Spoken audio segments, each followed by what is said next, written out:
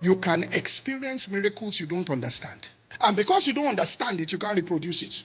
When I was in University of Lagos, that was the day I knew in the spirit who Pastor Adeboye was. I saw it one day. In 1985, the president of our fellowship, he was talking in the room. He said, I went to Tulsa for camp meeting. He said, there was a man that got up. And he got up during the camp meeting and said, anything you people give, there were 17,000 people there. He said, I will match it dollar for dollar. When they were going to lay the foundation of Trinity Towers, COD, Pastor Adeboye went there. He said, I went for camp meeting in the 80s and brought that story. He said there was a man in the meeting that got up and said, I will match everything dollar for dollar if you give it.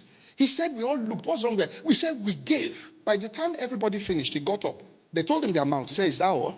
He said, I thought people would give more than this, and wrote the check. Now, this is how I knew. This, my friend too, was there. He said, Pastor Adeboye said, I went after him, after the meeting, to go and find out, what did you do? Because he's a mathematician, he understands that he has a scientific way of looking at things. You must get the exact knowledge. So he said, when he got there, the man said, you asked me this question. 5 years ago, all I had was $50. And I made this covenant with God.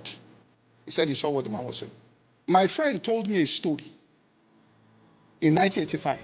Almost 20 years after, I heard the secret of the what? Story. Let me tell you a problem in Christendom. We are not scientific in our thinking.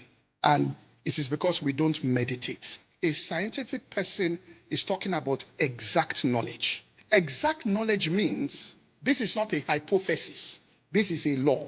Which means if a plane takes off in Lagos and it's going to London, they will tell you the exact time up to the last minute that plane's tires will touch Heathrow Airport in London, because they have the exact knowledge. This is what happens here. A person just comes and says, how did you succeed? He says, so and so prayed for me. Now this is what happens.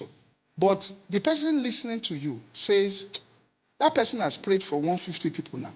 How come it is you alone that rose? We don't go and find the explanation as to why it is only that person that rose. Which means if we find somebody prayed for 300 people and 3 rose, a scientific mind now begins to investigate to find out what is it in these 3 people that made that prayer work, that it didn't work for the 297 people. They enter into what is called meditation to find out that secret.